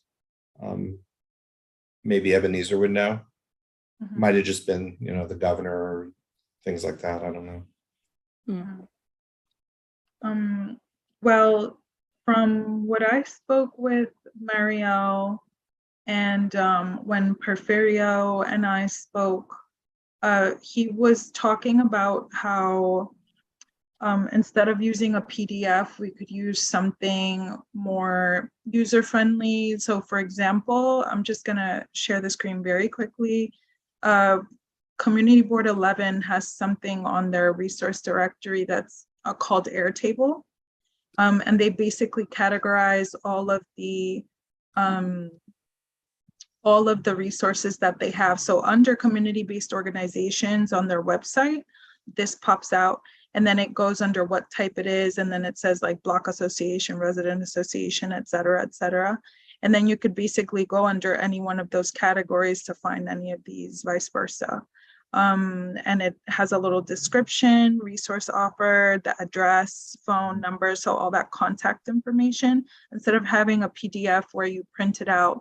So this is more like of a digitally accessible something, instead of like going into a PDF and like going through pages and looking for something. So even though you could go to like Index and do that, not trying to say it's antiquated, I'm still cool with books and doing things that way. But I think this is something that was sort of pushed, or they were telling me when I first got on, like this is something that Marielle was looking at, or I'm not sure who else was looking at this, but something more digital. So I'm not sure if anyone is into this, but I was also told by another person, I forgot her name. Her name is Sarah. Can't think of her last name, but she also came forward to me and she was talking about certain organizations that people aren't finding their information, and that it would be great if our resource directory was sort of more like digitized like this, so that they could find information like that more easily, and that it could just be easily updated whenever something new came on. So like this is for Community Board 11, how they have they had the community-based organizations in one, and then education faith-based organizations, and it just like Airtable just takes it all on. So if somebody calls Community Board 11, they actually can connect to Airtable and put like a person requested for X topic, and then they have like a whole thing on their end that says like this many people requested this information and this is why this probably either has to be updated or not, or I'm not sure what the district manager here does, but it would probably save him a lot of work if we had some kind of a system where they had access to it, you know, in their office and, well, you know what I'm saying, but just not to elongate everything. Let me stop sharing. And I'm not sure if Daryl, you're putting your hand up again. I think I saw your hand up first. And yeah, it was just, you know, I think we should wait to hear back from the borough president's office. And I think the earlier discussion we had basically said, if we don't hear from them or they're not interested, then we can, you know, go out on our own and just do ours for our community, you know, for next year. Yeah. Okay, and Aisha and then Marshall. Again, I do think that they were always, not always, but they became two separate conversations in regards to the digital version versus the PDF directory, because we also didn't want to wait for the timeline of how government works and waiting for that. We just wanted to be able to, so it's good that apparently the one that we had has been updated. I did take a glance. I didn't, you know, get to see what differences may exist. I like Airtable. I think visually it's enticing. The only caveat to that is that there's still people who don't live in that world or may not have access, and we don't want people to be limited by whether they have devices or any of those things. So we still need a solution that could potentially be printed for a person to walk away with. Which is one of the things that we originally talked about as well. So I don't know if Airtable allows for that. After the information is inputted and updated, can you just print the whole thing out and go here? The same way our current one exists? That would be great if that's the case, but there may be a solution, if not, that does that. So that's a thought. Okay, I'll note that. And Marshall? Yeah, with Airtable, would that require the organization to have like a website though? It goes on to, if you saw when I demonstrated the page, it's directly onto the actual Community Board 12 website. Once you click on whichever category, that's when you see like, you know, faith-based organizations or community-based organizations. Let me look here. So this is the Community Board 12 resources page. Ours says resource directory. Then here it says community resources. I clicked on the first one, but let's click on education. And then all of the schools pop out. Maybe another caveat could be like, I think something that someone mentioned was like about education and people wanted to see something about a certain library or certain libraries or something and it wasn't popping out. I'm not sure, but those are technicalities. It's just a matter of like putting certain things in several categories because I think certain things go in several categories and that was the only caveat that I heard about this, but yeah. If I could jump in real quick, I think, Marshall, if what you're asking is, do you need a website as an organization to be able to host this? I would say no, just based on the URLs that I'm seeing. So this is directly on airtable.com. So you don't need your own website. You can just create something on Airtable and people can have access to that link, if that was your question. Yeah. Thanks, Aisha. Yes, so that was just directly on the website from what I've noticed. And I'm not sure if you could print it out, but I would have to play with this a little bit more to figure that out. It just seemed accessible. And I know that right now during the pandemic, the city started using Access NYC as their fountain of like information. So I know that, you know, they probably don't have those things in PDF form. It's just a bunch of links. So if it's just everything is digital, you know, so, but there's probably a way to just print it out and once you go onto the page. I just know that I'm getting a lot of requests of like an update or making it more like this Airtable-y or like Access NYC, but I'll get back to you guys. I'll go ahead and talk to the Manhattan Borough President Office and see what they say about all of this. Okay. And so it's 8:53, guys. I kind of did want to talk because I know that in January, something that was mentioned to me was about budget prioritization. If I might really quick, because that would be new business. I just want that would. Okay. Quickly, the two buildings in question that I mentioned are 705 West 170th Street and 709 West 170th Street. So in your communications to HPD, so that you have that awareness of that was one of the concerns that we had. Yeah, so it was just those three things: the armory, the resource, and the those two buildings. I just wanted to make sure that was on record. Thank you. I'll be chatting with you again too, because this is all new to me. Okay, thank you. And then, so no more old business.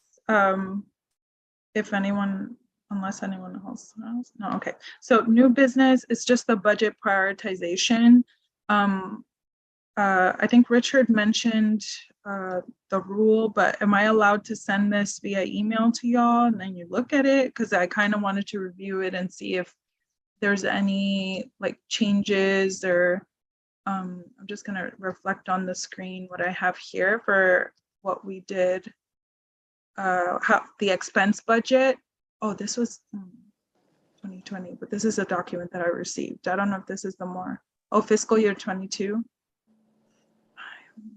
I'm not sure if this is the document, but this is the for Housing and Human Services Committee. I don't know if somebody could confirm for me, but maybe I can like send this out to everyone and see if we want to add something different, move things around for budget prioritization.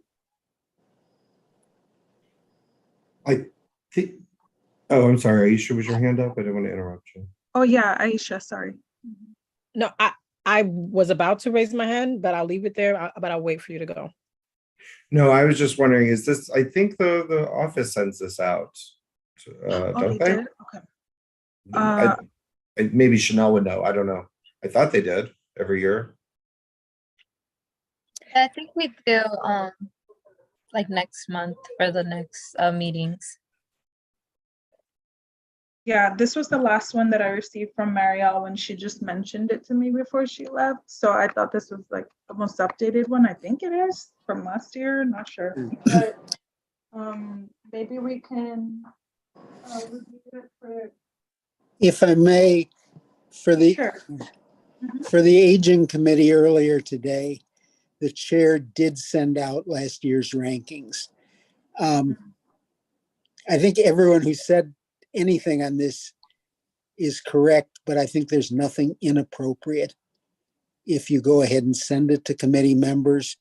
The only inappropriate thing is if we get into a discussion of it, and discussion is defined as 3 people, I believe is defined as 3 people or more, which means that one-on-one correspondence is permitted. Anything larger than that is considered a meeting and a discussion. Okay, great. Thank you so much, Richard. So just in the interest of time, because it's already pushing 9 p.m. and we do have personal lives.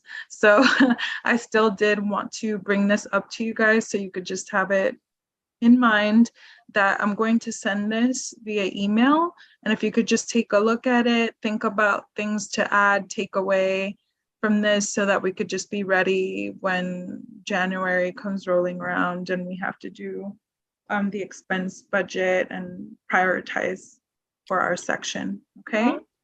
Is it January? Because that was actually my next statement. I was assuming, and I'm trying to remember that this should be on our next meeting's agenda.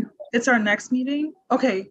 So that we begin to have the conversation about what kinds of things we want to propose and vote on. And if can someone else chime in? And I don't think it's as late as January. I thought that was just a note. That was the note that I wrote. Maybe I misunderstood. They said something about voting in January, but I may have confused it. No, we vote on this in October. Yeah. October? Okay, I'm so That's the sorry, next y'all. one. So yes, October. I'm so sorry.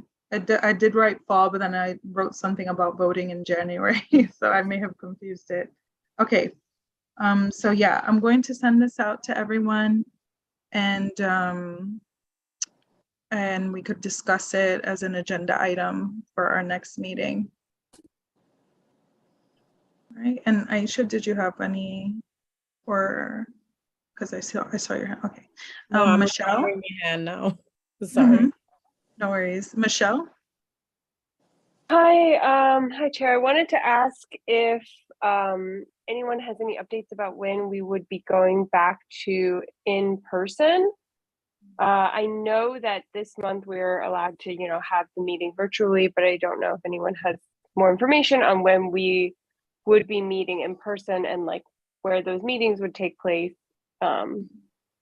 I assume at the office, so I'm just wondering like if next month we would need to meet quorum in the office for our next Right, meeting. so I'll definitely be reaching out to Ebenezer and Ebenezer to see what's going on. I just know that we received an email not too long ago, I think when numbers started hiking for monkeypox, on like extending the state of emergency and how that would change our meetings laws and everything. So I'll be updating you guys via email or other ways to let you know, because I'll be asking about this a lot as well. Thank you. Of course. Yeah, Daryl, or you can say something. Oh, I was just going to motion to adjourn unless anyone else had any questions. I don't want to cut off anybody. Second. Third. Second, third. Thank you. Okay. Thanks, everyone. This was a great meeting.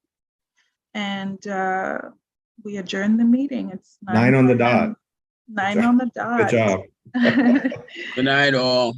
Good night, everyone.